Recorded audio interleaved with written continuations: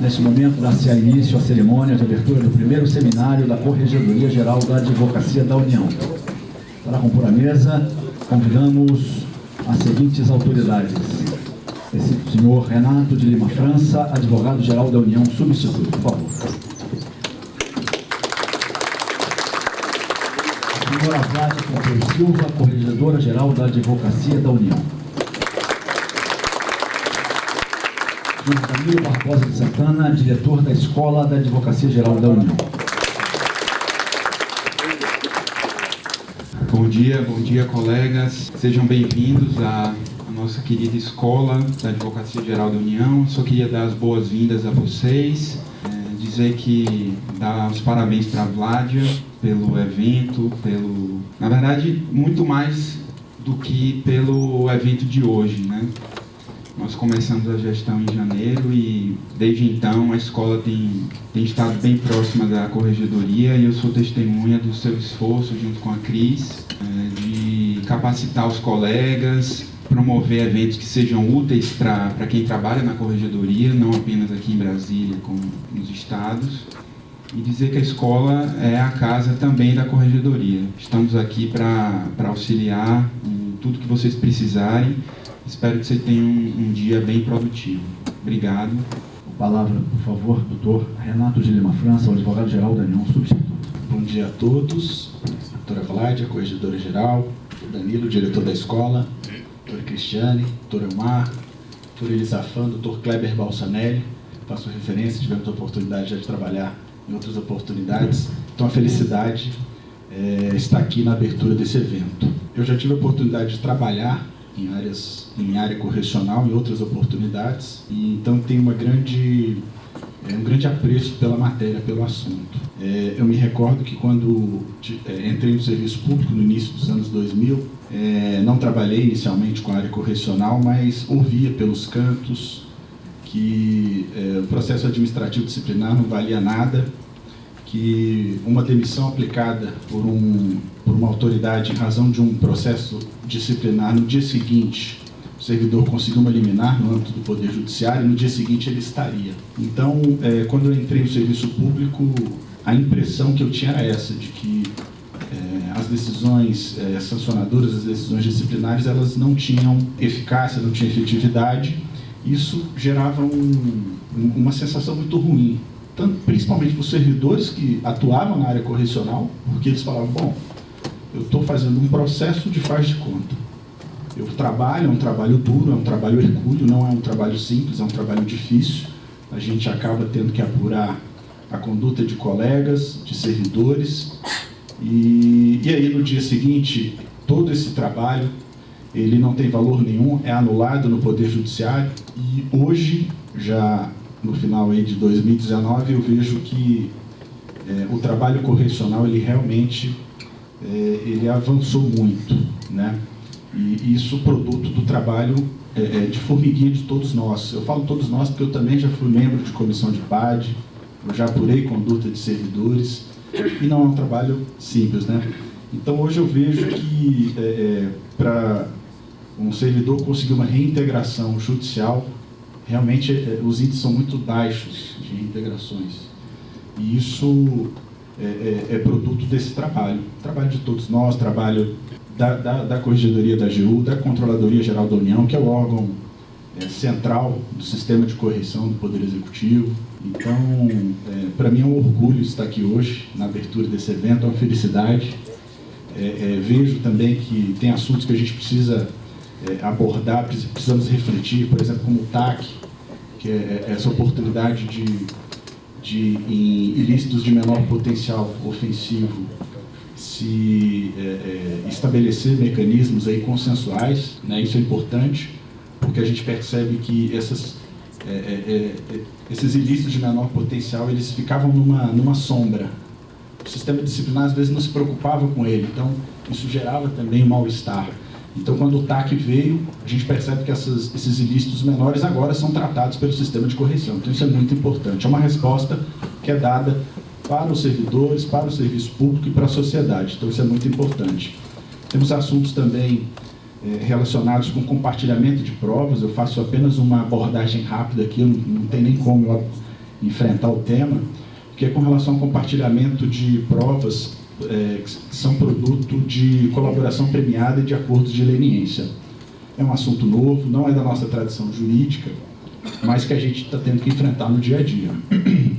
Ou seja, o servidor público federal, que fez uma colaboração premiada no âmbito criminal, ele apresentou provas contra ele próprio no âmbito criminal.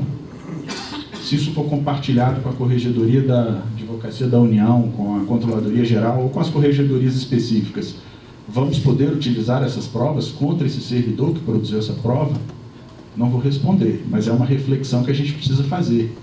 A gente precisa fortalecer os institutos de colaboração premiada, de acordos de leniência, que vem nos permitindo aí avançar bastante na prospecção e na descoberta de ilícitos, né? Mas é apenas para reflexão. E aí eu termino aqui a minha fala inicial só comentando uma decisão recente do ministro Alexandre de Moraes relacionada com o mandado de segurança que foi impetrado pelo Sindifisco. Por que eu quero comentar isso com todos vocês, rapidamente aqui, para a gente refletir também da importância do poder correcional e do poder disciplinar, e da importância da gente desempenhar essa função com responsabilidade, com integridade, com motivação.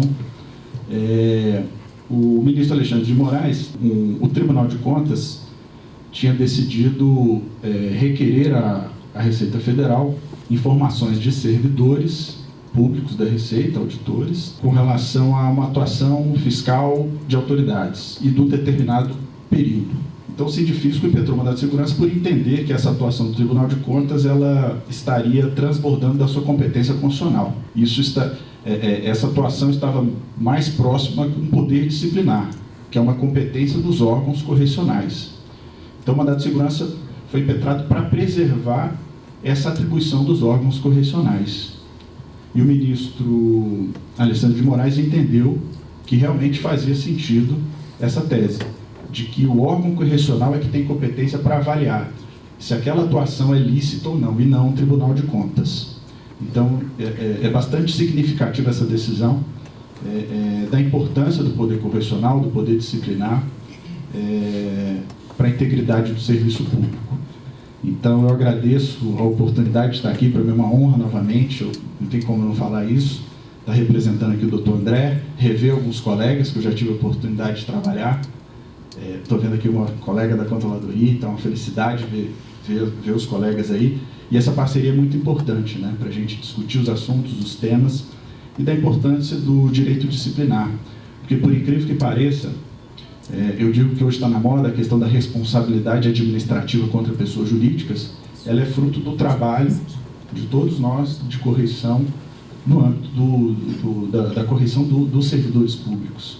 Então, se entendeu que esse tipo de atuação era mais compatível com a atuação correcional do que outro tipo de serviço no âmbito da administração.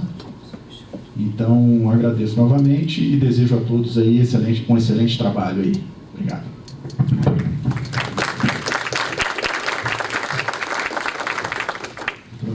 Doutora Vládia, com a palavra, por favor. Bom dia a todos. Hoje nós iniciamos o primeiro seminário da Corregedoria Geral da Advocacia da União e eu já vou iniciar quebrando um pouco o protocolo. Vou deixar de cumprimentar os colegas da mesa de forma inicial para cumprimentar especialmente todos os colegas da Corregedoria e especialmente aqueles que vieram de fora de Brasília, que se deslocaram para estar aqui conosco presente nesses dias, né, para a gente discutir um pouco sobre a Corregedoria, apresentar os resultados do trabalho da Corregedoria esse ano, conhecer um pouco mais do trabalho da Corregedoria e prospectar o que nós faremos em 2020. Então, eu vou citar aqui alguns nomes, mas não vou conseguir citar todos, mas sintam-se todos abraçados e congratulados por estar aqui conosco. Então, eu queria agradecer a presença da doutora Simone, do doutor Sandro, do doutor Adolfo, do doutor Marcos, do doutor Flávio Panucci, do doutor Galba, do doutor Edvan, que veio de Fortaleza, minha terra, né, doutor Edvan? Deixa eu ver aqui mais, doutora Daniela, muito obrigada por estarem presentes, doutor Euclides, doutor Jair, de Porto Alegre, né, doutor Jair? Colega de algumas correições, doutor Davi, enfim, todos os outros colegas que vieram de fora, que tiveram que deixar suas casas e vir participar com a gente aqui desse momento, que é uma abertura de pensamento da Corregedoria, mas também um encerramento de ciclo. Não sei se os senhores sabem, mas acredito que todos já saibam, esse ano a Corregedoria ela empreendeu um esforço muito grande de capacitação e discussão de temas correcionais. Então, desde o começo do ano, a doutora Cristiane Guzmão, Cris, pode levantar um pouquinho só para o pessoal ali conhecer, por favor, Cris.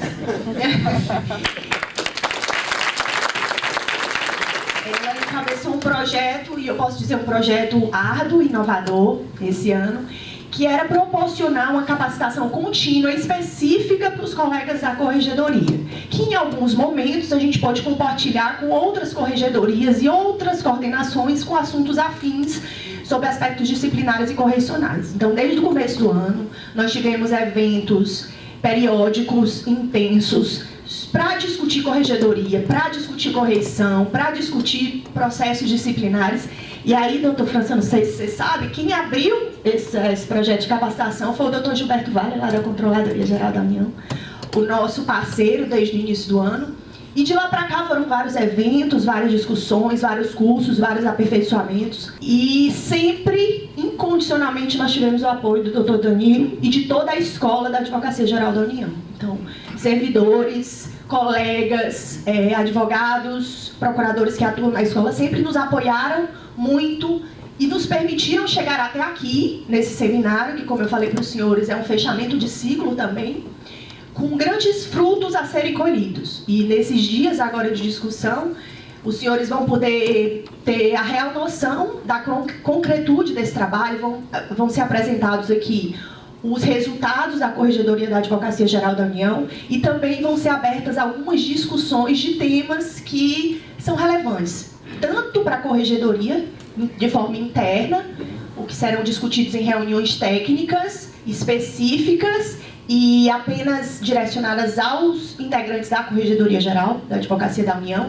mas também alguns temas mais transversais que serão discutidos dentro do seminário.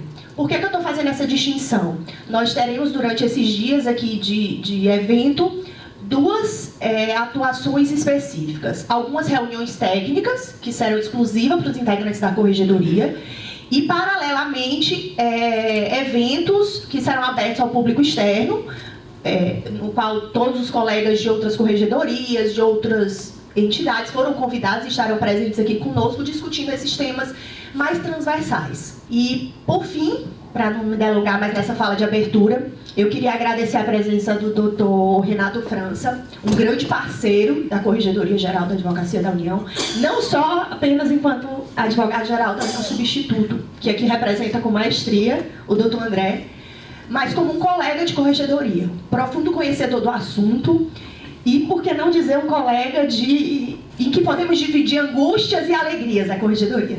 Por diversas vezes, em alguns processos disciplinares ou correcionais, nós sentamos e discutimos entendimentos. Como ele mesmo falou, ele é um colega que fez processo administrativo disciplinar compondo comissão. Então, conhece o que é o trabalho, conhece bem o trabalho e toda a sensibilidade que envolve essa atribuição. Um colega que também já foi consultor jurídico, não foi, doutor Renato França? E tem um carinho muito grande pela nossa atribuição. Então, eu acho que a presença dele hoje, não só representando o doutor André, mas particularmente engrandece aqui o nosso seminário, por conta desse conhecimento a fundo da matéria que nós estamos aqui nos colocando a discutir. Por fim, queria agradecer o doutor André, que inicialmente estaria presente aqui no evento, mas por conta de um compromisso de última hora na Presidência da República, não pôde estar presente conosco aqui na abertura, mas se comprometeu no evento de encerramento vir aqui abraçar os colegas, enfim, e dividir um pouco com a gente da experiência que ele também tem em Corregedoria Geral, já que ele já foi nosso corregedor. Então, vamos iniciar os trabalhos. Agradeço novamente a presença de todos. Eu ainda terei mais uma oportunidade de fala aqui, que serão apresentados, em que eu farei questão de apresentar para vocês a perspectiva correcional e da corregedoria no desenvolvimento dos trabalhos da Advocacia Geral da União. Então, muito obrigada e bom trabalho a todos nós durante esses dias.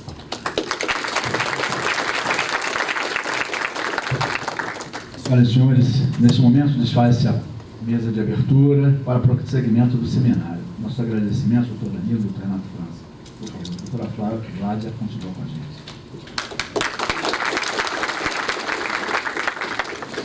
Todos os colegas, eu, na condição de substituto aqui da doutora Vládia, vou fazer a abertura dos trabalhos da nossa reunião técnica de hoje. A chefe não pode estar presente.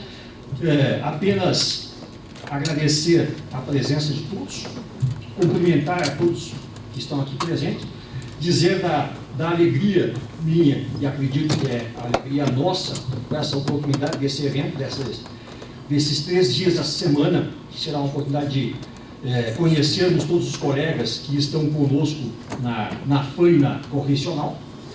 E, na sequência, então, vou passar para a doutora Cristiane, corregedora auxiliar, que é a nossa corregedora ponto focal de capacitação, que foi realmente quem idealizou e quem trabalhou bastante para viabilizar a possibilidade desse nosso encontro, desse nosso seminário. Então, passo a palavra para a doutora Cris, que vai dar seguimento ao nosso trabalho de hoje. Obrigada, Elmar. Prezados, boa tarde. Eu pedi para a doutora Amanda, que irá nos brindar, na sequência, com uma palestra sobre os relatórios de verificação correcional. Eu pedi que ela nos desse um momento para que nós nos conhecêssemos, A ideia inicial, quando foi formatado esse primeiro seminário / primeiro ciclo de reuniões técnicas com todos os colegas que pudessem vir a Brasília, a ideia é que realmente nós pudéssemos, mais do que nos capacitar, também nos conhecermos, trocarmos experiências e começarmos a ligar o nome à pessoa, que eu sei que muitos de nós nos falamos, muitas vezes pelo telefone, pelo link, mas acaba que a gente não se conhece por conta do trabalho remoto. Então eu pedi para a doutora Amanda esse momento, para que cada um se apresentasse, Amanhã no seminário é aberto ao público externo, então a gente não vai ter essa mesma oportunidade, para que cada um realmente se apresentasse, para que nós pudéssemos já iniciar esse entrelaçamento, de conhecimento nosso interno da corregedoria, tá? Vou começar me apresentando, Acho que a maioria de vocês me conhece pela capacitação, que eu estou como ponto focal esse ano da capacitação. Sou Cristiane Guzmão, sou advogada da União há 18 anos, estou como corregedora auxiliar na COGS 3 já há 3 anos e meio, E sou ponto focal também da atividade consultiva, e acho que basicamente é isso. E acho que é isso. Vamos lá? Bom, para aqueles que porventura não me conhecem, é o Mar Luiz Quicho, procurador da Fazenda Nacional. Ingressei junto com o meu amigo Paulo lá no século passado, em 1993. E, assim como o Paulo, tivemos a felicidade de, como procuradores da Fazenda, fazer parte daquele grupo que foi chamado para a formação da AGU. Então, eu tive a alegria de trabalhar, além de trabalhar como procurador da Fazenda, ter exercido as funções também de seccional da União, fazendo os trabalhos próprios junto dos advogados da União, naquela época, trabalhando no contencioso. Passei pela corregedoria da AGU de 2002 a 2007, respondendo nesse período como corregedor geral. Estive um tempo na corregedoria da Agência Nacional de Águas, da ANA, e retornei para cá, junto com a Cris, na época que o ministro André foi o corregedor geral, em 2016, e desde lá, aqui estou, para a alegria de todos.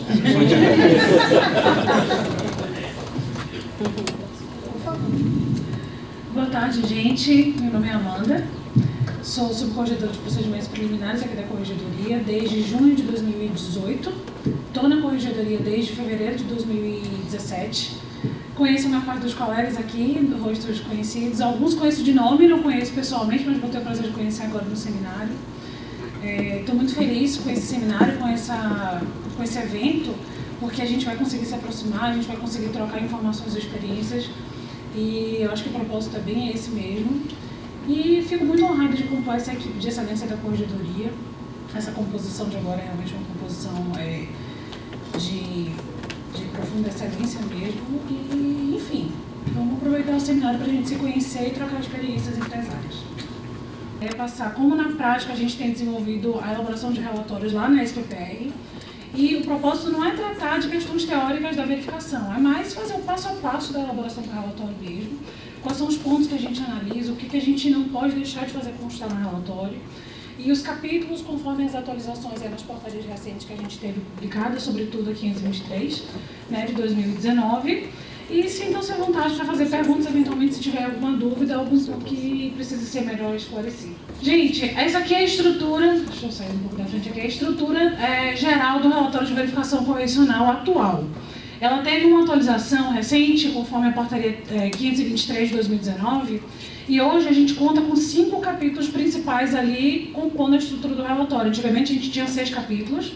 A gente tinha um capítulo de histórico, que agora está sendo englobado pelo capítulo do objeto, né? E o propósito aqui é basicamente passar de capítulo em capítulo, tratando o que a gente aborda em cada um deles, os aspectos relevantes e fazer o passo a passo mesmo, para a gente verificar quais são as experiências que a gente faz lá na SPPR, como é que a gente analisa cada um desses capítulos. Começando pela ementa, que na verdade não é um capítulo, né, mas é aquela parte, o texto conciso que vai conter ali a ideia principal do que é aquele processo.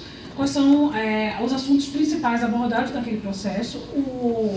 A ementa ela é composta por 2 partes, né? O cabeçalho e a parte dispositiva. O cabeçalho vai conter ali aquele texto inicial em caixa alta, que resume ali a ideia temática geral abordada no processo. São palavras-chave que são dispostas ali naquela parte inicial, que vão introduzir ali o aspecto principal do processo, qual é a temática abordada, quais são os assuntos abordados. E em seguida a gente tem a parte dispositiva, que é o resumo do entendimento adotado naquele caso, né? A gente coloca o assunto que é tratado e o entendimento que foi adotado naquele caso concreto. Gente, como a gente publica as ementas, a gente tem publicado os inventários, a SAJD, ela já vem fazendo isso, a SPPR fez isso esse ano e a gente pretende continuar fazendo. A ideia é que não haja identificação de membros ou de órgãos envolvidos. Deve haver publicação. Então, a ideia é que a gente passe os entendimentos adotados pela corregedoria para que os membros possam conhecer quais são os entendimentos adotados, qual é a tese que está prevalecendo, o que a gente tem entendido em determinados casos, sem identificação de membros, né? O propósito não é identificação de membros nem de órgãos, é que a gente possa publicizar ali os entendimentos da corregedoria de modo geral. Introdução. É o primeiro capítulo do relatório de verificação correcional, não tem maiores mistérios. A introdução é basicamente a apresentação geral da origem da verificação e da finalidade da verificação. Então, a gente não vai fazer maiores descrições, ninguém passa mais que 2 parágrafos para poder introduzir o tema, apresentar o tema. E eu fiz ali um breve exemplo, basicamente porque a ideia é passar em concreto como a gente elabora os relatórios. Então, a gente basicamente introduz, fala: trata-se de verificação correcional instaurada para averiguar o conto noticiado por meio do ofício número tal, encaminhado por tal órgão, noticiando possíveis irregularidades em relação ao membro tal. É bem simples mesmo, é basicamente para a gente introduzir a origem e a finalidade do processo, sem maiores mistérios. Objeto.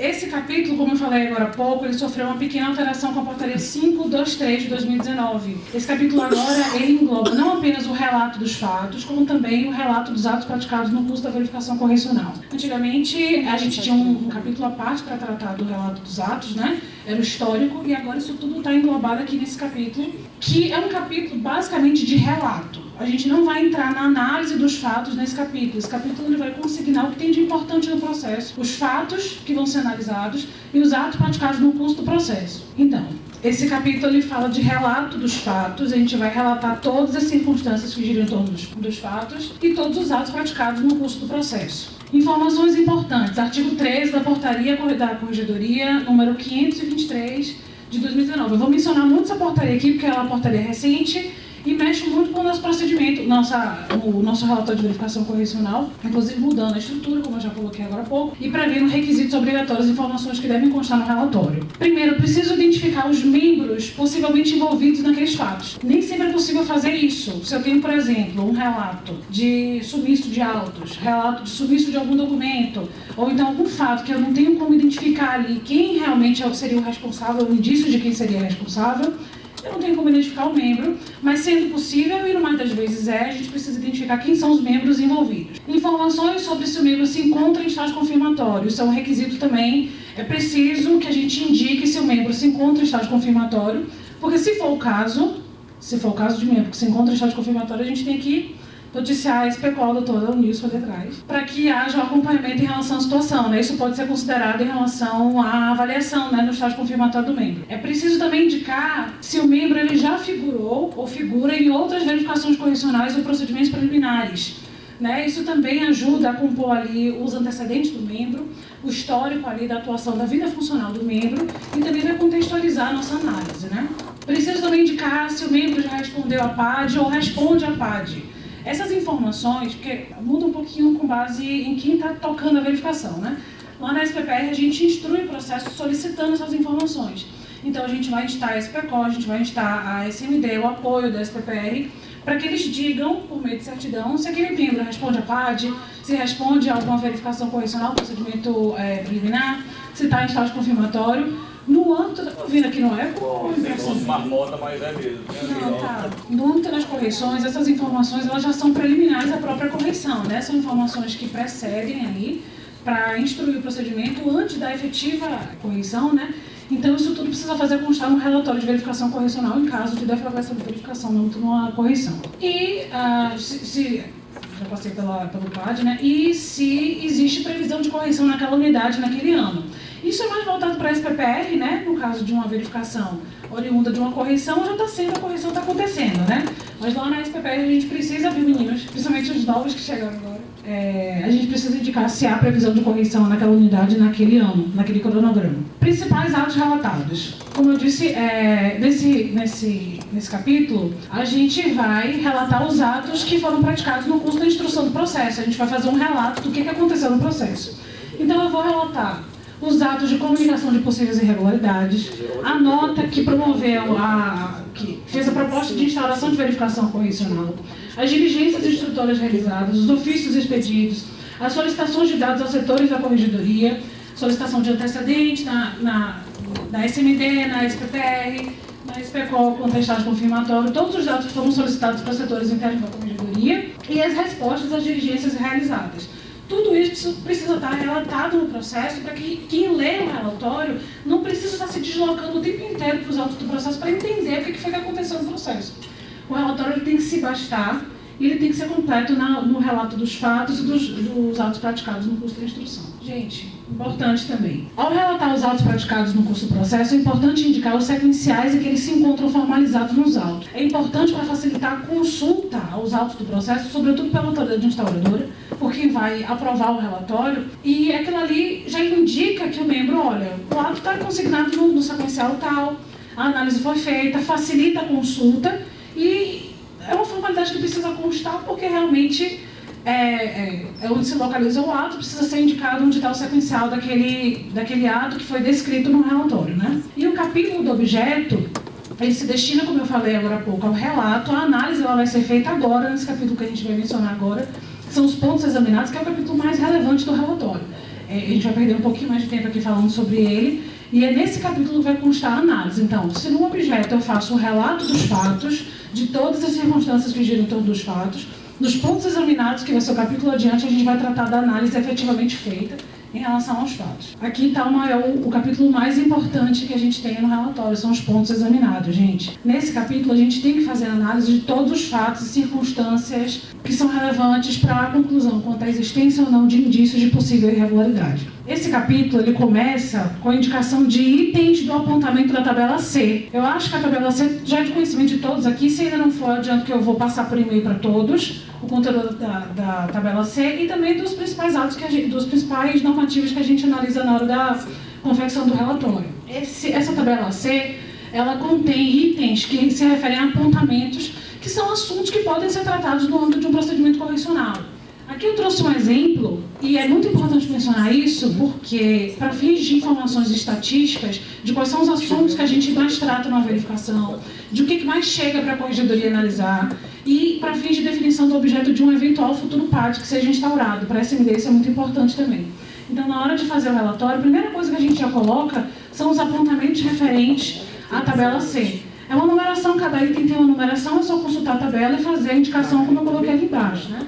Por exemplo, regime jurídico, questões disciplinares, isso tudo tem na tabela, ele vai ramificando ali e ele indica quais são as possíveis irregularidades que eu estou apurando, que eu estou averiguando, né? No caso ali, a gente colocou, para título de exemplo, somente descumprimento de normas e falta de zelo, mas pode ser qualquer coisa, pode ser improbidade, dependendo do caso concreto, pode ser exercício, advocacia fora dos atributos institucionais, enfim, dependendo do caso concreto, tem que ser indicado cada um dos assuntos que foram tratados no relatório. Estrutura geral do capítulo. Aqui é mais ou menos um passo a passo. Eu vou tratar de cada um desses itens mais adiante, mas é mais um roteiro para os senhores realmente seguirem aqui. E o que a gente faz nesse capítulo? Esse, como eu disse, é o capítulo mais relevante do relatório. Então, qual que é o roteiro? Como é que a gente segue essa análise? É tranquilo de tocar baseado nesse slide, porque basicamente é um passo a passo de como que a gente vai seguir para a gente chegar no final, que é o mais importante, que é a existência ou não de indícios de irregularidade. Aí eu chamo a atenção para o artigo 27 da nova lei de abuso de autoridade, eu vou tratar desse artigo mais adiante. Então, a gente começa indicando os itens da tabela C, como eu coloquei agora há pouco, e vou passar essa tabela para vocês, não se preocupem. E aí a gente passa para a efetiva análise. Se no capítulo anterior a gente fez um relato dos fatos e circunstâncias importantes, aqui a gente vai fazer a análise dessas circunstâncias, dos fatos, das circunstâncias importantes, em contexto com os elementos colhidos no curso da instrução. Então, vou fazer a análise dos fatos e circunstâncias, que giram em torno do caso concreto, vou fazer a análise dos elementos colhidos no curso da instrução e vou fazer a análise das alegações apresentadas pelos interessados. Eu vou falar disso também mais adiante. É importante enfrentar todas as alegações apresentadas pelos interessados, todas elas, eu vou até mencionar algumas que são corriqueiras, mas a gente não pode deixar de analisar cada uma dessas análises, porque isso vai ser importante para a conclusão quanto à existência ou não de indícios de irregularidade ao final, para recomendar pelo arquivamento, por uma recomendação, por realização de correção, por sindicância, PAD, enfim, qualquer dos desfechos que pode dar uma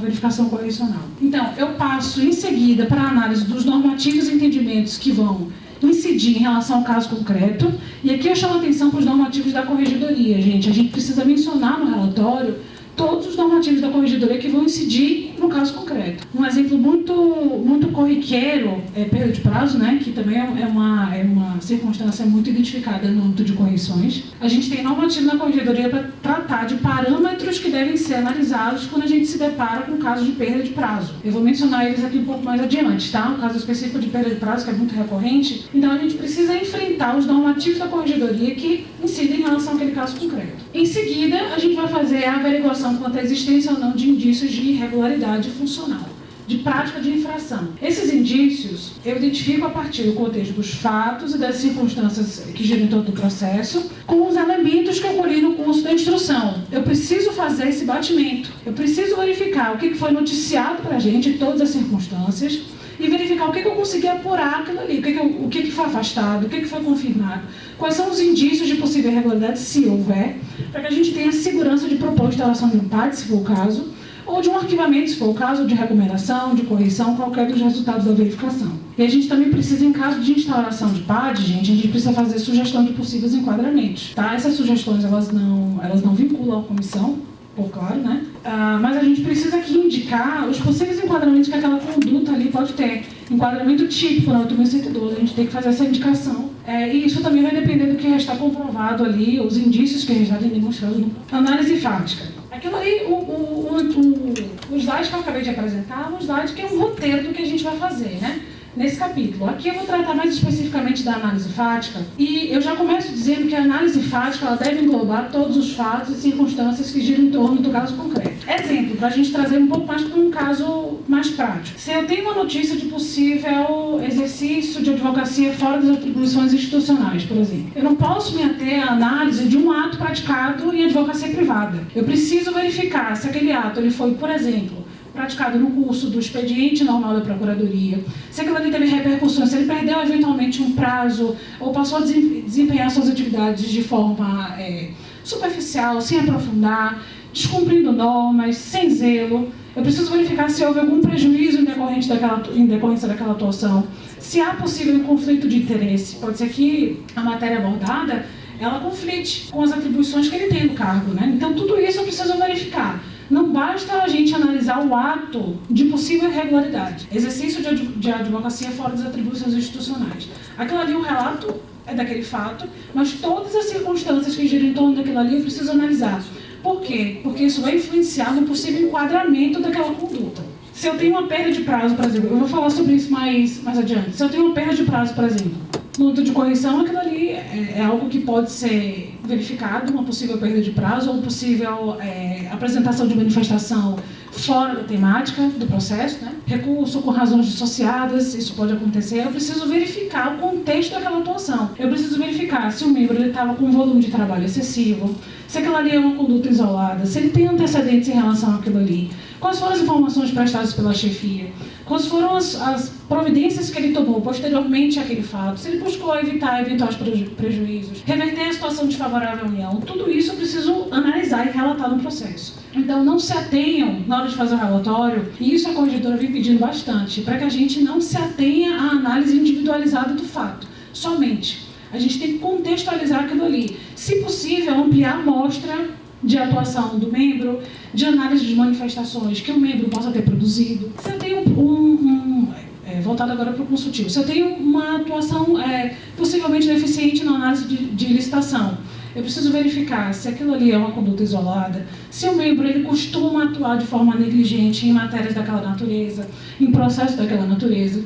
Então, tudo isso eu vou fazer constar na análise dos fatos, das circunstâncias que giram em torno do caso concreto. E, seguindo aqui adiante no slide, eu também tenho que verificar se os elementos e informações escolhidos no curso do procedimento, eles respaldam aquela notícia inicial de irregularidade que a gente obteve. Eu vou fazer a instrução do processo, eu vou colher informações, eu vou instar, por exemplo, a chefia, eu vou instar o membro para prestar esclarecimentos, eu vou buscar cópia do processo para verificar o que foi que aconteceu, eu vou fazer uma série de instruções, de diligências instrutoras para verificar se realmente aquela notícia inicial que eu tive, ela se confirma, ou pelo menos se há indícios que confirmam e respaldem aqueles fatos inicialmente chegados ao conhecimento da corregedoria. Então, eu tenho que analisar tudo aquilo que eu colhi no curso do procedimento para verificar se existe respaldo para uma apuração mais aprofundada, se aquilo ali não tem maiores consequências ou se aquela irregularidade ela foi sanada. Tudo isso vai ensejar ali uma conclusão em relação às providências que a gente vai tomar ao final do procedimento. Por fim, repisando aqui, né? A análise dos fatos ela deve ser feita à luz dos elementos colhidos no curso da instrução, das alegações apresentadas pelo interessado, dos normativos e entendimentos adotados no caso concreto, combinando na conclusão pela existência ou não de indícios de infração funcional ou questões correcionais. Gente, o artigo 27 da nova Lei de Abuso de Autoridade, ele não está ainda em vigor, mas ele vai entrar em breve, ele tipifica a conduta de requisitar ou promover a instauração de procedimento investigativo sem qualquer indício de infração administrativa, crime, irregularidade funcional, né? Então, a gente precisa nos relatórios, sobretudo agora com a vigência dessa nova lei, né? Que em breve entrará em vigor. A gente precisa indicar claramente, na hora de propor um PAD, quais são os indícios de irregularidade, baseado nos elementos que a gente colheu. Então, assim, se a gente colheu relatos da chefia de que a atuação do membro ela não é isolada naquela negligência que foi reportada, se o membro ele não se o comportamento do membro no processo, na verificação também é importante. Se o membro ele não se preocupa em trazer maiores esclarecimentos em relação ao que aconteceu, a postura dele em relação ao processo, no caso de uma perda de prazo, se ele não toma o comportamento do membro no processo, ele também pode ajudar a esclarecer o que de fato aconteceu. Se o membro não se preocupa em trazer os esclarecimentos em relação ao fato, ou se ele não se preocupa em reverter eventuais prejuízos por conta de uma atuação falha, então isso também contextualiza e nos ajuda a definir quanto à existência ou não de indícios de irregularidade. Sobretudo em casos de perda de prazo, que é uma coisa muito comum em verificação oriunda de correção. Né? Pontos importantes, objeto de análise. Eu vou iniciar a análise tratando das condutas e dos indícios de autoria e de materialidade e nexo de causalidade. Um exemplo importante aqui, nexo de causalidade. Perda de prazo e prejuízo no processo. É importante a gente analisar em casos de perda de prazo, que é um caso corriqueiro. Eu estou trazendo situações concretas um pouco mais corriqueiras, mais recorrentes, para que a gente possa contextualizar mais, né? Para trazer mais para a prática, porque a ideia não é ficar no teórico. Caso de perda de prazo. Possíveis prejuízos decorrentes de perda de prazo. É um pouco difícil, em determinadas situações, a gente fazer esse nexo de causalidade entre a perda do prazo e o efetivo prejuízo. Porque a perda de prazo, na verdade, é uma perda de uma chance, ou uma diminuição de uma chance. A União não pode perder a tomar uma sucumbência, mesmo apresentando a contestação, mesmo recorrendo, né? E ela pode não tomar sucumbência mesmo diante de uma perda de prazo. Então, assim, o prejuízo, a vinculação entre a conduta, entre a atuação omissa, a perda do prazo e o prejuízo, ela às vezes é muito complicada de ser feita. Uma situação diferente é no caso de uma possível multa por mora no cumprimento de uma decisão, aí a relação já está um pouco mais direta. Mas perda de prazo, não apresentação de contestação, não apresentação de recurso, essa vinculação, ela não está tão direta assim. Mesmo assim, a gente precisa enfrentar e analisar, olha, a União, se for uma matéria que tenha grande chance de êxito, é preciso avaliar essa questão também. Olha, a União tem obtido vitórias em relação a essa tese, essa matéria, tudo isso é preciso ser mencionado no relatório para que a gente possa identificar se aquilo ali foi uma irregularidade que pode ser sanada ou que não teve maiores prejuízos, ou se aquilo ali realmente gerou ali um possível prejuízo para a defesa da União. Lembrando, caso de perda de prazo, por vezes a gente não tem como fazer essa vinculação direta, mas a gente pode trazer sim um contexto para agravar ou não a conduta do membro, como no caso de matérias em que a União recorrentemente vence e pode ter perdido a oportunidade de vencer por conta de uma perda de prazo, por exemplo. A gente vai analisar também a existência ou não de justificativa capaz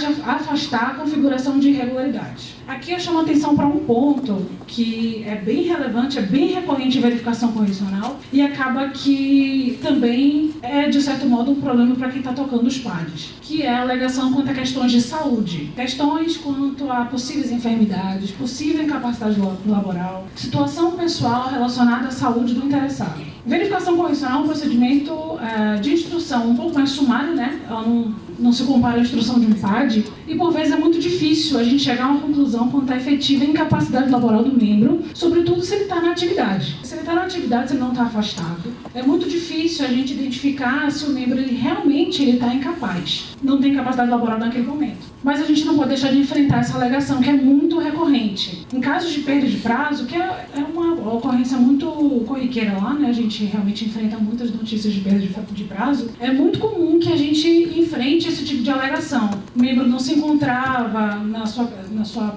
plena capacidade laboral, ou se encontra acometido por alguma enfermidade, enfim. A gente precisa enfrentar isso, ainda que seja para dizer que, olha, por mais que o membro possa ter trazido ali eventuais elementos que possam demonstrar que ele tem alguma enfermidade, eu não tenho uma comprovação ainda de incapacidade laboral à época dos fatos. É diferente você ter uma comprovação de enfermidade e você ter uma comprovação de incapacidade laboral mesmo, né? Sobretudo à época dos fatos. Então eu preciso enfrentar isso numa verificação, é muito difícil, como eu disse, a gente ter uma plena demonstração de incapacidade laboral quando o membro se encontra na ativa, mas a gente precisa avaliar essas alegações e os elementos trazidos, ainda que seja para dizer, olha, por mais que tenham elementos aqui em relação a possíveis enfermidades, porque por vezes existem elementos nesse sentido, documentos médicos que o membro traz, mas pende ainda uma demonstração quanto à efetiva incapacidade capaz de afastar a responsabilização no caso daquela irregularidade. Então a gente tem que enfrentar essa questão, que é uma alegação que o membro traz, que os membros trazem até de forma corriqueira, para que a gente possa chegar numa conclusão segura quanto à instauração ou não de um PAD. Normativos e entendimentos adotados na corregedoria, precedentes, doutrinas e jurisprudência. Isso também compõe a fundamentação. É comum que a gente possa ali mencionar casos anteriores, de forma geral, sem identificar interessados, né? Casos anteriores de entendimentos adotados pela corregedoria. Doutrina e jurisprudência também é super bem-vinda, né? Porque fundamenta a nossa conclusão.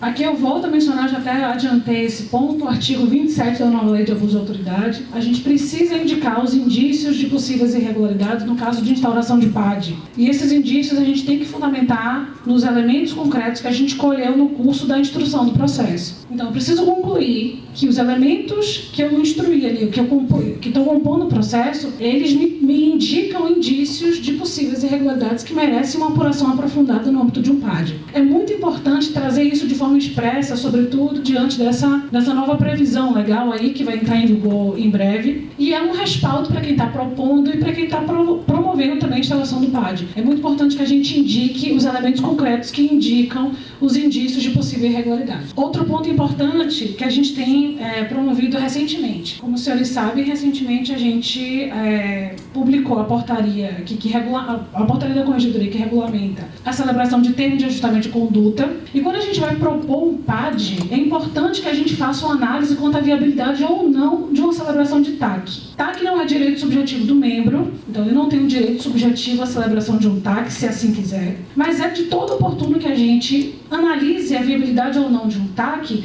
para evitar possíveis alegações de tratamento mais rigoroso, de falta de isonomia em relação a outros membros que possivelmente possam ter firmado um TAC. Se eu tenho ali um fato, uma notícia de possível irregularidade, que vai ensejar um PAD, é oportuno que eu faça uma análise em relação ao cabimento ou não de um TAC, né? Se eu vou propor PAD, não vai caber um TAC. Mas eu preciso justificar na portaria do TAC, acho que é de conhecimento dos senhores, a portaria que regulamenta a possibilidade de celebração de TAC na AGU é a 248 de 2018. Eu também vou passar esse normativo para os senhores, além de outros que a gente utiliza com muita frequência no relatório de verificação. Se eu vou propor um PAD, eu faço uma análise prévia quanto ao não cabimento de um TAC. Por exemplo, se o membro já firmou TAC nos 2 últimos anos, ele está impedido pelo artigo 2º da portaria 248 de firmar novo TAC. Se há indícios de prejuízo horário, também não há possibilidade de firmar TAC. Uma série de impedimentos que tem ali no artigo 2º, sobretudo no artigo 2º, se eu tenho ali uma possibilidade de agravamento da pena, de uma possível pena num PAD, também não é recomendado o TAC nesse caso. O TAC é para fins de... é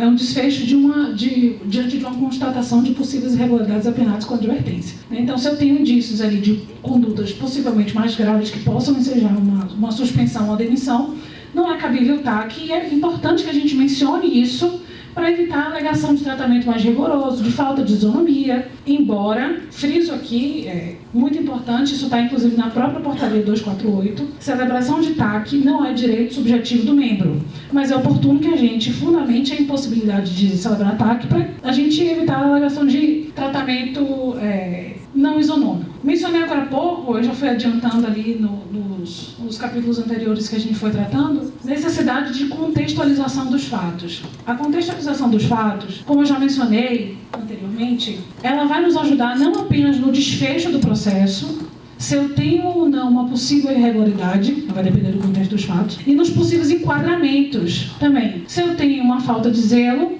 ou se eu tenho uma desídia, por exemplo. Se eu tenho uma conduta reiterada daquele membro, no sentido de perder prazo, ou no sentido de fazer uma análise de licitação negligente, ou sem abordar os pontos necessários para instruir o gestor, se aquilo ali é recorrente, se aquilo ali é uma conduta isolada, se aquilo ali gerou um prejuízo, se ele tem antecedentes na corregedoria, tudo isso vai ser importante para que a gente possa contextualizar a análise daquele fato, daquela atuação, e verificar se se trata realmente de uma demonstração de atuação negligente ou se aquilo ali é um fato isolado, uma mera falha, que pode ser contornada com uma recomendação que não tem maiores consequências. Então, toda vez que, em caso de perda de prazo, como é uma situação muito corriqueira em correições, né, ou apresentação de recursos com razões dissociadas, ou situação de atuação de falha nesse sentido, é importante que a gente amplie a amostra da atuação desse membro. É muito importante, isso tem sido uma solicitação corriqueira da corregedora, para que a gente não se atenha a fatos isolados. A análise de fatos isolados, elas podem nos conduzir a uma conclusão que não é a melhor conclusão do caso. Se a gente tem uma notícia em relação a possível perda de prazo, ou uma atuação falha, a conclusão será uma. Agora, se a gente tem uma notícia de uma série de perdas de prazo, aí a gente já tem um delineamento diferente da atuação do membro. Nesse ponto, eu chamo a atenção para uma diligência que a gente vem adotando com mais frequência agora no SPPR, que é a solicitação de informações ao setor de análise de dados da corregedoria. Para quem está fazendo correção e que está tocando verificação a partir de correção, o pessoal da escola, o setor de análise de dados já vai fornecer informações prévias para vocês. Já vai trazer informações quanto às tarefas abertas, quais são as tarefas mais fechadas, quais são as atividades mais lançadas pelos membros, quantitativo de tarefas, tudo isso eles podem extrair para poder encaminhar. E é importante para que a gente analise, inclusive, as alegações apresentadas pelos membros. É muito comum, por exemplo, que se alegue diante de perda de prazo, excesso de abertura de tarefas, um volume de trabalho muito grande, situações de desequilíbrio de distribuição no âmbito da unidade. O setor de análise de dados da corregedoria vai poder informar se aquele membro ali estava responsável pelo número maior de tarefas, se tinha um volume maior de processos sob responsabilidade dele no âmbito da unidade, o comparativo com os demais membros. Tudo isso vai se prestar a nos auxiliar a fundamentar ali o afastamento ou o acolhimento das alegações que o membro apresentou. Então, o setor de análise de dados é um setor que a gente vem corriqueiramente solicitando informação, auxílio, e pode nos ajudar a acatar ou não alguma alegação do membro em sua defesa, né? Defesa, eu falo entre aspas, porque na verdade a verificação não é um procedimento acusatório, né?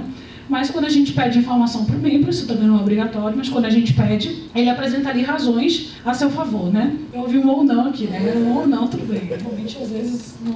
Caetaniar de vez em quando, né, doutor? É que, retomando, né, a contextualização, ela pode influenciar no desfecho da verificação e no enquadramento, que, como eu disse, há algum tempo a gente precisa fazer a sugestão de possíveis enquadramentos, o que, por óbvio, não vai vincular a comissão, mas a gente precisa fazer esse delineamento com base nos elementos que a gente colheu no curso da verificação. Gente, atenção para o uso de expressões e linguagens adequadas no curso da verificação. A gente não tem acusados formais, então não é apropriado denominar o interessado de acusado na verificação. Atenção para isso, porque às vezes é um detalhe muito pequeno, mas aquilo ali acaba ensejando, e quem trabalha com PAD, com certeza já deve ter se deparado com situações desse tipo. Há uma série de impugnações em relação à forma de tratamento, a corregedoria precisa demonstrar. Esse assunto, assim, você pode passar um panorama de situações que vocês encontram e o resultado, o entendimento da corregedoria sobre, por exemplo, o caso isolado de perda de prazo, ou a alegação associada do objeto, isoladamente, qual a situação que a corregedoria tem encontrado comumente, qual o entendimento final para esse caso, esses dois casos em particular, ou algum pouco você quer chamar a atenção da experiência de vocês? Falhas na atuação contenciosa em geral, seria isso? Muito bom, se você entender que tiver alguma coisa interessante do construtivo também, mas particularmente contencioso. Contencioso é o que domina as notícias de possíveis irregularidades lá na SPPR. É muito comum a gente receber notícia de magistrado, os juízes fazendo representação em relação à interposição de recurso protelatório, ou razões dissociadas, ou perda de prazo. Quando a gente tem uma situação de perda de prazo isolada, uma situação em que não gera maiores prejuízos. A questão da perda de prazo e prejuízo é difícil a gente fazer a vinculação, como eu falei agora há pouco, né? Mas por vezes a gente tem realmente uma demonstração de que houve efetivamente uma perda de prazo e aquela perda de prazo foi isolada. É possível que a gente encontre. A ordem de serviço número 3 de 2008, ela está inclusive em discussão, viu, gente? Ela provavelmente em breve vai ser atualizada, mas por enquanto ela está valendo. Ela estabelece algumas diretrizes que a gente precisa avaliar quando a gente se depara com situações de perda de prazo. E são inúmeras diretrizes. Acho que a atualização está com você, né, Paulo? Já viu. E a gente precisa avaliar uma série de diretrizes, por exemplo, possíveis prejuízos, o que é bem complicado de fazer aquele nexo de causalidade. Situações recorrentes na vida funcional do membro, o volume de trabalho, o comportamento do membro após o incidente, se ele buscou ali adotar providências para poder reverter aquela situação. No caso de atraso no cumprimento de decisão, quando o membro ele toma todas as providências ali, acabou... É muito comum a gente receber notícia de atraso no cumprimento da decisão e, na verdade, ali o membro fez um encaminhamento equivocado para um órgão equivocado, o órgão não alertou quanto a isso e o processo realmente ficou ali, demorou de cumprir, mas ele tomou, uma vez alertado quanto ao equívoco, ele tomou todas as providências para poder reverter. Se a gente tem uma situação isolada, a gente, pelos parâmetros da ordem de serviço número 3 de 2008, a gente consegue fundamentar um arquivamento por se tratar de uma falha e não de uma infração. A gente faz muito essa diferenciação lá. Faz a verificação constitucional com apenas uma perda de prazo. É possível. É possível. Sim. O juiz manda para verificar, perdeu um prazo. Não, mas se o Supremo mandar, com certeza. Com certeza. Se for uma coisa pesada. Supremo. Vamos lá, indústria de canavieira, né? Que ainda não tem jurisprudência consolidada. As coisas pesadas. Não me venha com 3,17, não, que aí também não vale. Por conta de uma perda, assim, porque a gente precisa verificar se aquilo ali é isolado ou se aquilo ali é corriqueiro. Se a gente simplesmente arquiva com base... Pode dar até desídia, né? Sim, pode dar. Se você tem ali uma identificação de mais eventos daquela natureza em relação ao membro, você pode ter até uma desídia. E não é raro isso acontecer, né? Assim, não é todo dia que a gente aplica uma desídia, mas não é raro de a gente identificar situações em que aquela ocorrência ali ela não é isolada. Então a gente não faz. É bem difícil a gente fazer um arquivamento diante de uma notícia possível irregular. Até porque a gente pode estar, gente, diante de situação de dificuldade da unidade. A gente precisa, como corregedoria, a gente precisa identificar as possíveis dificuldades que a unidade enfrenta para a gente fazer as recomendações. Então a gente abre sim verificação, para verificar se aquilo ali foi isolado, para verificar se tem alguma dificuldade que a unidade está enfrentando, para verificar situações que a corregedoria possa auxiliar a resolver, inclusive, né? Fazer recomendações. Então a gente abre sim verificação, a gente pede instrução em situações como essa. Salvo se for uma situação realmente irrelevante, né? Então cada caso é um caso, mas sim, a gente abre para poder verificar sim. Ausência e audiência, por exemplo. A gente tem, recentemente a gente recebeu alguns casos, eles foram todos informados individualmente. O mesmo juiz, ele estava informando em cada um dos processos ausência e audiência. Só que ele foi informando, chegou primeiro, a gente, ausência e audiência, né? Uma situação aparentemente individual. Só que depois foi chegando uma série de outras notícias daquele mesmo juiz em relação à mesma unidade. A gente ainda não tinha informação quanto ao membro, mas aquilo ali começa a nos revelar um cenário de possível dificuldade da unidade. Já teve situação da gente encontrar uma unidade que estava sem carro para fazer o deslocamento do membro. Então a gente também tem que fazer recomendação em relação a isso, né?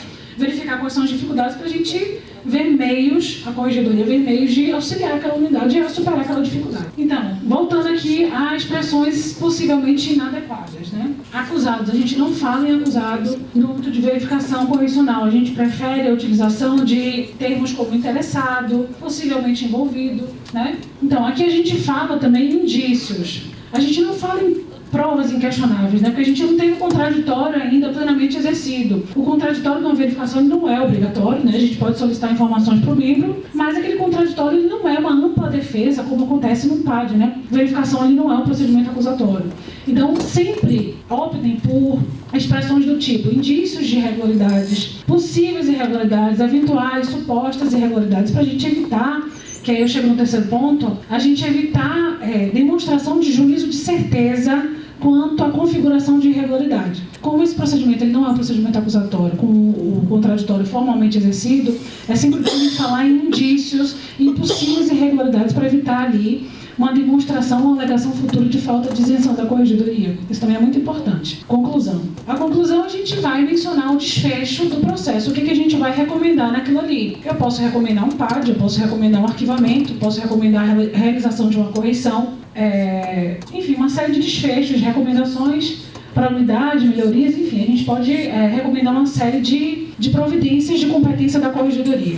Mas se a gente vai fazer a proposta de instauração de um PAD, a gente pode sugerir que a comissão ela avalie determinados aspectos reputados relevantes, mas a gente não pode obrigatoriamente impor que a comissão faça algum tipo de diligência instrutora no âmbito do PAD. As comissões, gente, atuam de forma independente. Então, a gente pode sinalizar. Questão corriqueira, a alegação de situação de saúde, de alguma enfermidade que o membro possa enfrentar. A gente pode sinalizar para a comissão que, olha, não restou comprovado aqui na verificação que ele estava incapaz, mas cabe à comissão avaliar essa questão alegada pelo membro e verificar se há alguma diligência instrutora que ela entenda pertinente para ser adotada. Mas a gente não pode impor, por exemplo, a instauração de um incidente de sanidade mental, por exemplo. A comissão ela tem independência para fazer a avaliação e para fazer a instrução conforme o entendimento ali e os fatos que estarem demonstrados no curso da instrução. Então a gente pode sugerir que a comissão avalie determinados aspectos, mas a gente não pode impor que a comissão adote determinada medida instrutória. Isso pode ser interpretado como um direcionamento do trabalho da comissão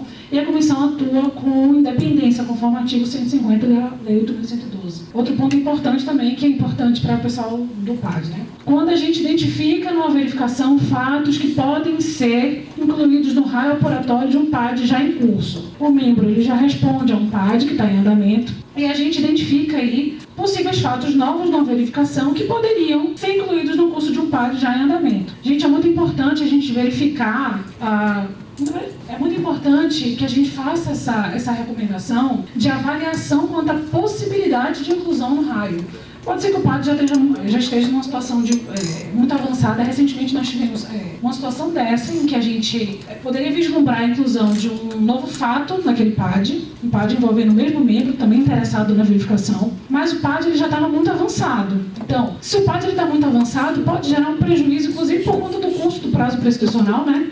Que está andando, e até por conta das fases do PAD, gerar um retrocesso no trabalho, nos trabalhos da comissão, pode ser muito danoso para a população. Então, a gente, ao recomendar, fazer recomendação, vislumbrar a possibilidade de inclusão de fatos novos num PAD já em andamento, é importante que a gente faça a sugestão de que a autoridade instauradora avalie junto à comissão de PAD a possibilidade ou não, a viabilidade ou não de inclusão daqueles fatos novos no PAD, para que a gente não gere ali transtornos na instrução do PAD. O nosso trabalho é facilitar o trabalho da comissão e não dificultar. Doutora Amanda, a senhora falou que não se deve sugerir que a comissão pratique determinado ato instrutório, mas a senhora falou também que às vezes não há como, na verificação correcional, se verificar a questão da saúde, por exemplo.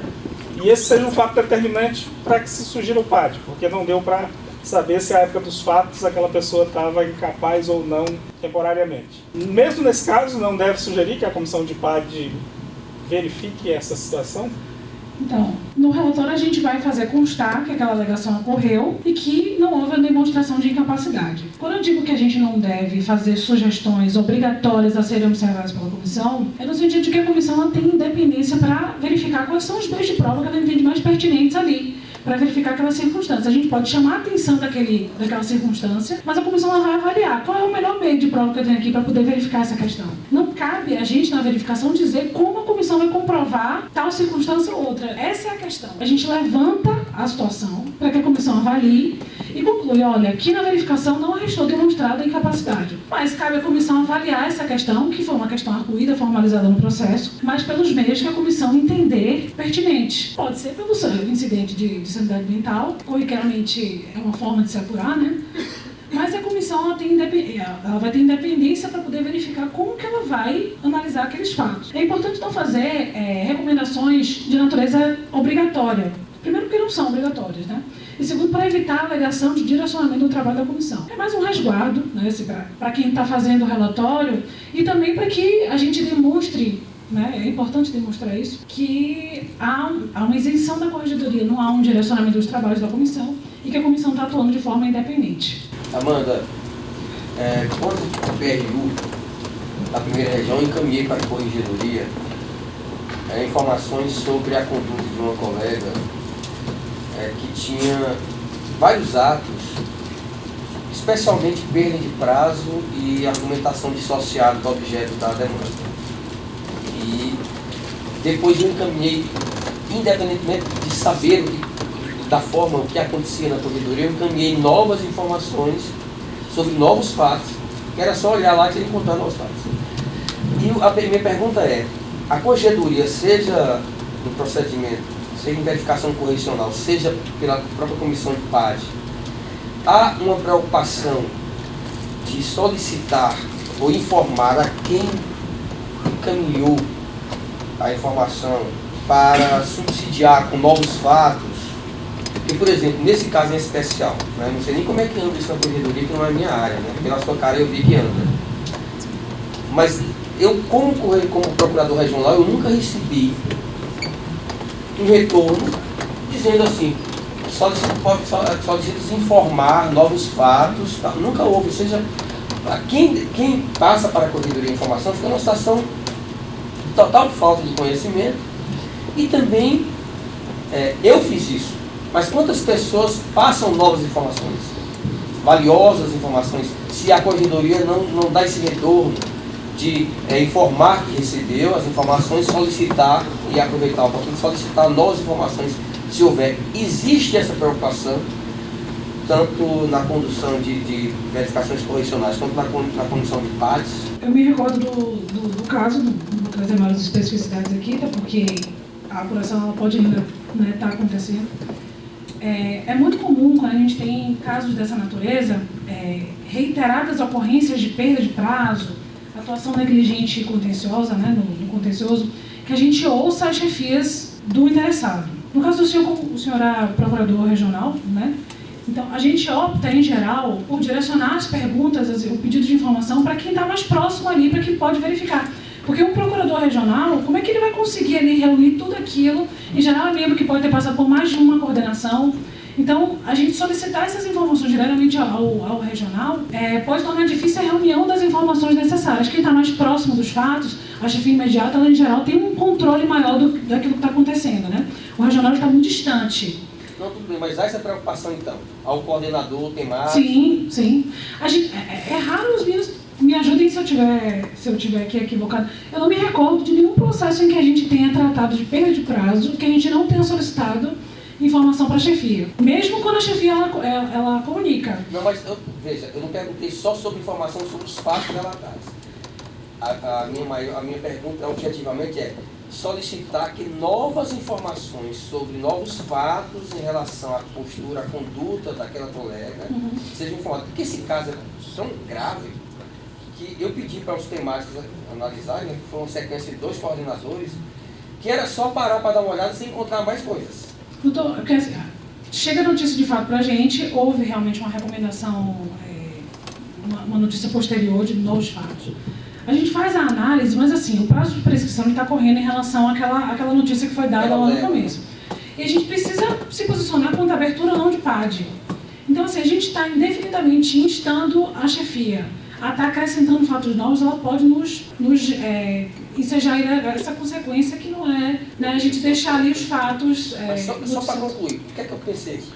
É porque existe também, exatamente pensando no curso, que se houver da corregedoria uma resposta, no sentido de que a corregedoria está investigando a situação, averiguando a situação, e solicitar informações, a corregedoria poderá, no curso, por exemplo, da verificação correcional, receber informação ou não, mas ter condição de avaliar se inclui ou não aquela nova informação.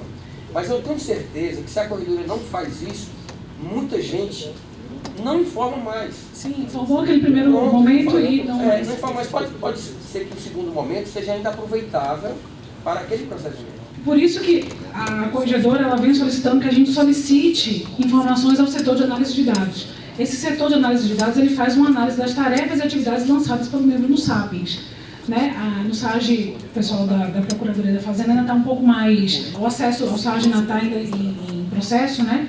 Mas para os advogados da União que atuam no SAPENS, a gente solicita informação, a gente em geral solicita informação para a chefia. Eu não me recordo de nenhum procedimento que a gente tenha solicitado informações. Olha, foi uma atuação, foi uma falha isolada do membro ou tem um comportamento negligente mais recorrente? A gente em geral solicita. E em relação a possíveis novas ocorrências, a gente tem solicitado ao setor de análise de dados que nos traga essas informações em relação ao que está lançado no sistema. É importante que a corregedoria busque informações por meios próprios também. A gente não sempre está dependendo da chefia estar informando para a gente, quando na verdade o controle precisa ser da corregedoria. Essa inspeção corriqueira precisa acontecer da corregedoria, mas eu entendo a preocupação, porque realmente... Esses fatos, a Fernanda, quer perguntar, porque esses fatos eles não vão constar de dados.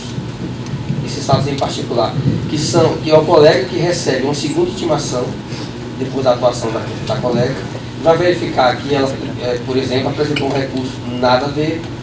Isso, razões associadas não está. Realmente são. Depende da situação. Mas sim, Fernanda. Pegando o gancho da pergunta do Vilmar, eu queria saber, quando o magistrado ele comunica alguma coisa à corregedoria, se ele pode ter alguma resposta ou pode acompanhar o apontamento que ele fez. Se tem algum mecanismo, algum procedimento.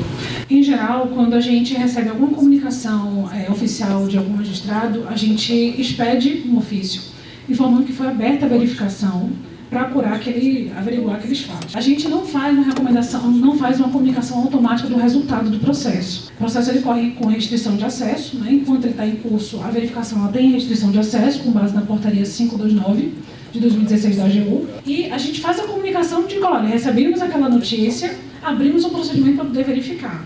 Se posteriormente o magistrado ele tiver interesse em buscar o resultado do processo, se ele tiver sido arquivado, por exemplo, e já não tiver mais nenhum sigilo, não há impedimento que seja noticiado para o magistrado qual foi o resultado daquela apuração, né? Porque vai estar de acesso público. Mas não é uma rotina que a gente adota corriqueiramente, de estar noticiando resultados de verificação. Pode ser feito se for solicitado. Enquanto o processo está em curso, ele está com restrição de acesso, inclusive para o interessado. Mas, posteriormente, o arquivamento, a gente pode noticiar sim, mas a gente noticia que recebeu a comunicação das irregularidades e que a gente está adotando, instaurou um procedimento para poder verificar.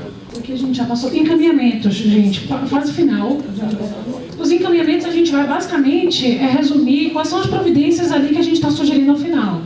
A gente pode sugerir cientificação dos interessados em caso de arquivamento, a gente pode sugerir providências administrativas, encaminhamento para a SPCOR, para fazer os registros pertinentes, a gente pode fazer os encaminhamentos, a gente pode sugerir os encaminhamentos do feito, eventual encaminhamento de cópia para algum órgão responsável pela apuração, quando tem, por exemplo, conduta que envolva tanto membros quanto servidores. A Corregedoria, como os senhores sabem, não tem competência para analisar irregularidades praticadas por servidores, então se a gente faz uma apuração, a gente se atém aos membros da AGU e faz os encaminhamentos em relação aos órgãos correcionais que têm competência para apurar em relação aos outros envolvidos. Então, nesses encaminhamentos finais, é o último capítulo do relatório, a gente vai recomendar que sejam feitos encaminhamentos para as autoridades competentes em relação aos demais envolvidos, providências administrativas, outras recomendações, são o desfecho final, né? As providências finais administrativas que devem ser adotadas diante da nossa conclusão. Lembrando, gente, importante isso. Eu falo até para o pessoal da SPPR, porque por vezes a gente até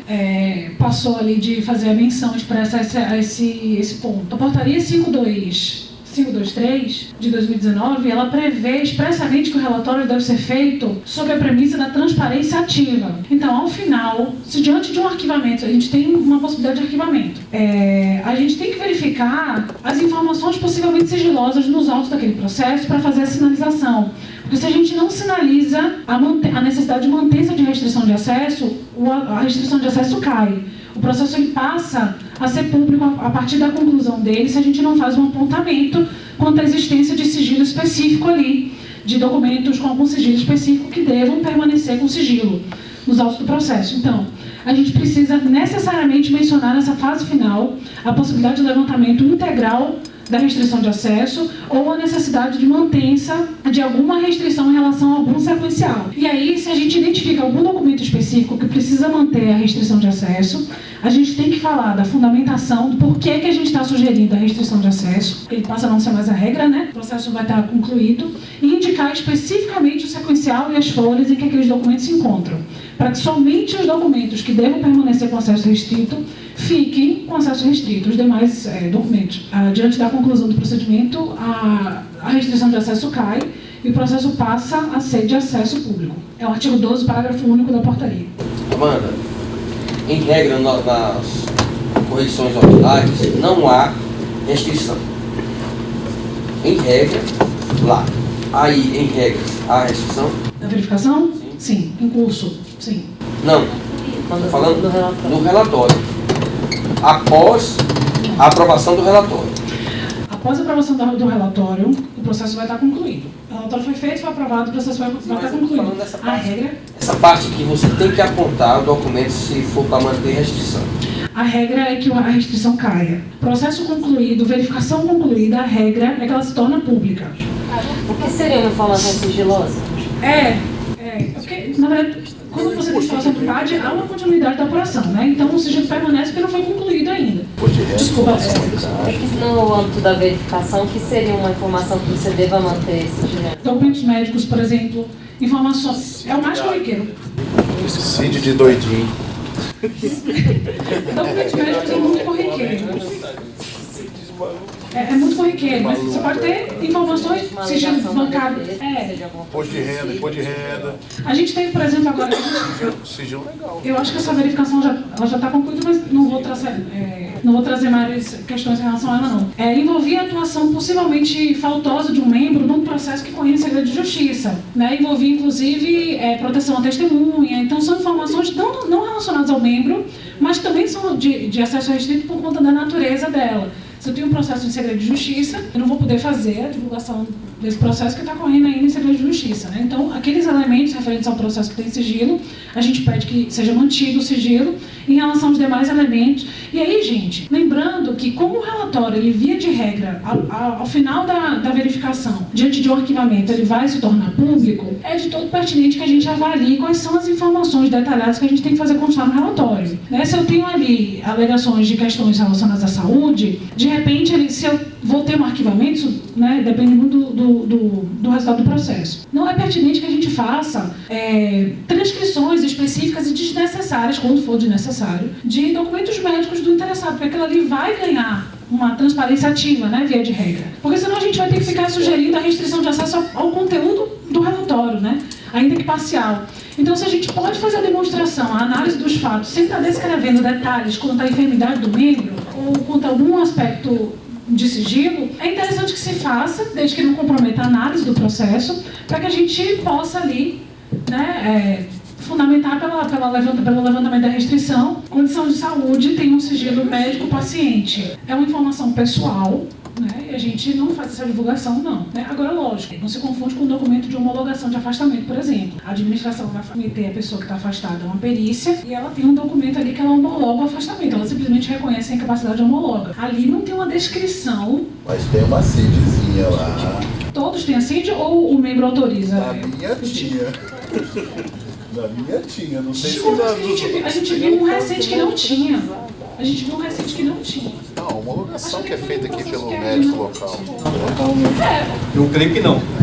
Creio que a homologação não faz referência a CID. No documento de homologação não, pode ser claro que atuar. Não é obrigatório. Vou reclamar com a doutora aqui, que ela botou a minha. Eu vi um recente num processo com essas férias. A gente pegou um procedimento recente que não tinha, o documento médico não tinha CID. De todo modo, se tiver, vai caber a avaliação no caso ali, cada caso. Não é pertinente que se divulgue a condição de saúde por se tratar de uma informação pessoal. Então é isso, gente. Obrigada. Foi um pouco cansativo, mas a gente encerrou. Obrigado não. Pera aí, cara. Tem dúvidas?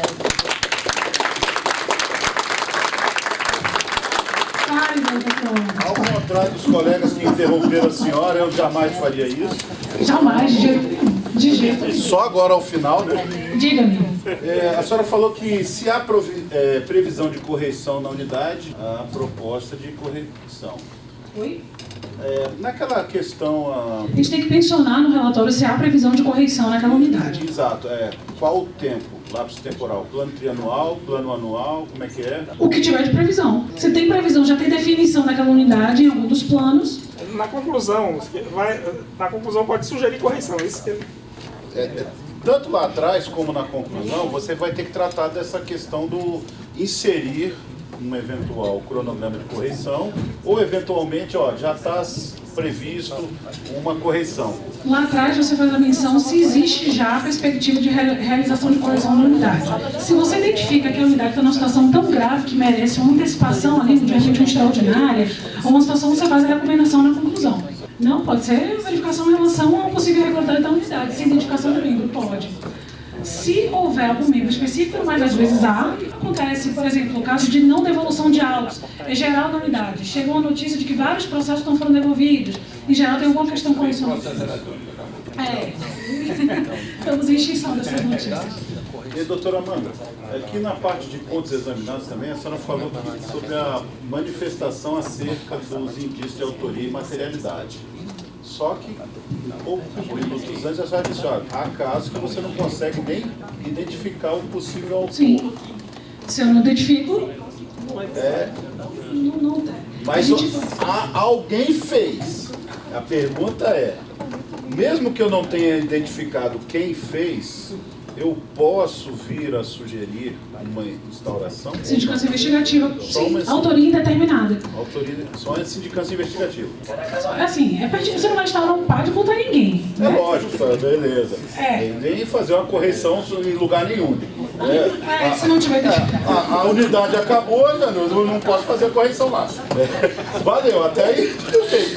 Até aí estamos de acordo. Tamo junto. A questão é... Se eu não tenho um autor definido, um possível autor definido, né? Eu tenho uma autoria indeterminada e a gente pode recomendar a realização, por exemplo, de uma sindicância investigativa. É um método, meio de...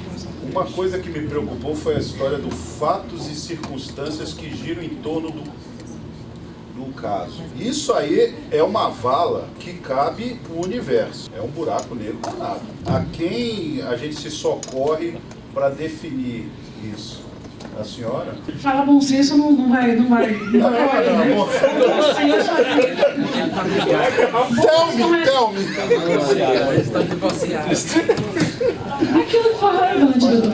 Porque assim, basicamente, eu sei que realmente a gente não tem como fazer uma varredura na vida funcional integral do membro. Isso não é eficiente nem é viável. Agora, Se eu tenho ali notícias de possíveis ocorrências similares, ou se eu tenho ali circunstâncias que estão ali noticiadas que têm relevância com o fato, né, a gente precisa mencionar e avaliar. Como naquele caso, o caso da exercício de advocacia em causa própria, exercício de advocacia fora das atribuições institucionais é um caso emblemático em relação a isso, porque eu tenho uma série de questões ali que podem agravar aquela conduta, né? Se eu tenho ali possível conflito de interesse, se eu tenho ali uma advocacia ostensiva, se eu tenho uma situação isolada, se eu tenho uma advocacia contra a União, por exemplo, se eu tenho possíveis prejuízos ao exercício da função dele, ele está lá fazendo uma série de audiências em processos privados e está deixando de comparecer às audiências da União, por exemplo. Se o cidadão recebe o cliente na dependência e tal... Exatamente. Exatamente. Tudo isso aí agrava muito a conduta, né? Então, é bom para facilitar o trabalho da comissão. Tinha uma dúvida. O nosso setor de análise de dados tem capacidade tecnológica para gerir dados do SAGE? Porque da parte de advogados da União, beleza. E dos nossos amigos da Fazenda? A gente tem uma questão que aí eu não vou saber falar com detalhes, porque eu não sei como é que está o andamento disso agora. É bem raro essa ocasião chegar ao nosso conhecimento extrapolação de prazo em atividade consultiva. Não é muito comum da gente receber esse tipo de notícia. Isso deve ser um pouco mais recorrente no âmbito de correição, porque ali são eleitas amostras, né? E ali vai verificar ali quando recomenda. Sim, em casos de parecer insuficiente, chega mais pra gente. Qual seria a dúvida, assim? Como é que a gente analisa? Recentemente a gente fez isso num caso. A gente verificou que o membro, recebemos a notícia de uma possível atuação, uma orientação insuficiente no âmbito de um parecer, e o membro ele já tinha antecedentes em relação a possíveis questões lá envolvendo licitação, possível atuação falha. A gente ampliou as amostras de análise do membro pelo próprio Sapiens mesmo, para analisar, para verificar se aquilo ali era uma coisa incidental, se era uma coisa pontual, ou se as manifestações dele, de um modo geral, estavam sendo deficientes quanto à orientação do gestor. A gente fez isso, esse processo... Porque eu voltei de férias hoje, viu, gente? Era até para estar de bronze agora, mas não foi possível isso. Mas eu não sei como é que tá. Eu acho que ele pode ter sido concluído já, mas a gente faz sim a ampliação das amostras para poder verificar se é um caso isolado ou se tem... A ideia é que a verificação não se torne um monstro, né? Porque se a gente for analisar 50 amostras de um só membro... Né? Exatamente. É difícil identificar um número assim prévio. Em matéria consultiva, em geral, a amostra ela vem em uma quantidade um pouco menor. Na prática, ela da gente. Mas, assim, em atuação contenciosa, quando a gente tem notícia de 50 perdas de prazo, não vai adiantar a gente olhar mais 10, né? A gente faz uma análise um pouco mais geral ali, mas o quantitativo eu não tenho uma precisão, assim, para indicar quanto que seria razoável. Mas foi bom senso. Foi boa abordagem, então, porque foi um ponto que a gente não mencionou aqui na apresentação. Gente, verificação correcional no âmbito da SPPR, a gente também realiza em relação a unidades da PGF e da PG Bacen, mas não quanto a aspectos disciplinares. Aspectos disciplinares são analisados pelos órgãos correcionais dessas unidades. A gente pode avaliar em verificação correcional aspectos correcionais relacionados à regularidade e eficácia do serviço jurídico prestado pela unidade. Então a gente pode sim deflagrar. Isso foi alvo de dúvida por muito tempo. O pessoal, olha, mas eu já estou sendo apurado aqui no meu órgão e vocês estão tocando aqui contra mim, vocês não têm competência disciplinar. A gente não vai fazer avaliação disciplinar, não vamos propor PAD em relação a membros que não são da AGU, mas a gente pode fazer verificação sim em relação à unidade da PGF, da PG Bacen, para fazer recomendações de natureza correcional. Se eu tenho ali problemas estruturais da unidade, ou então irregularidades ali, recorrentes quanto à rotina administrativa, ou questões pouco eficientes da unidade, eu posso fazer verificação sim para fazer recomendações dessa natureza, não de natureza disciplinar. Não, então, é porque a gente recebe notícia não vinculada a uma correção, a SPPR, né? Numa correção, isso já vai ser analisado no âmbito da própria correção, né? Então, eu acho que a hipótese é muito remota de uma COAL que se abrir uma verificação em relação a uma...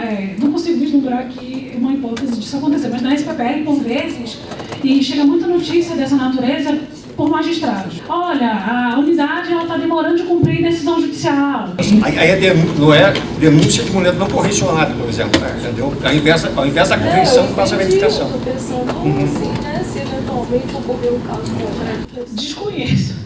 Se tiver, assim, oriundo de uma COAL, eu não vejo espaço para abertura.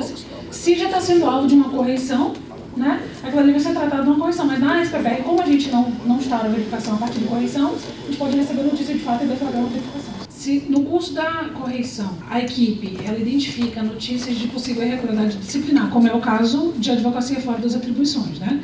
E tem um viés disciplinar. E em relação a não membros da AGU, né? Membros da PGF ou membros da PGBacen, a equipe tem que fazer a comunicação para o órgão que tem competência para fazer a apuração. No caso da PGF, é a DAD, a Divisão de Assuntos Disciplinares da PGF, e órgão correcional também do PGBacen, se houver algum tipo de irregularidade em relação a membros de lá. Mas se já está dentro de uma correição, os aspectos correcionais são tratados no relatório e encaminhamentos para a averiguação de natureza disciplinar para o órgão com competência para isso. Encerramos? Temos mais alguma coisa? Obrigada, gente.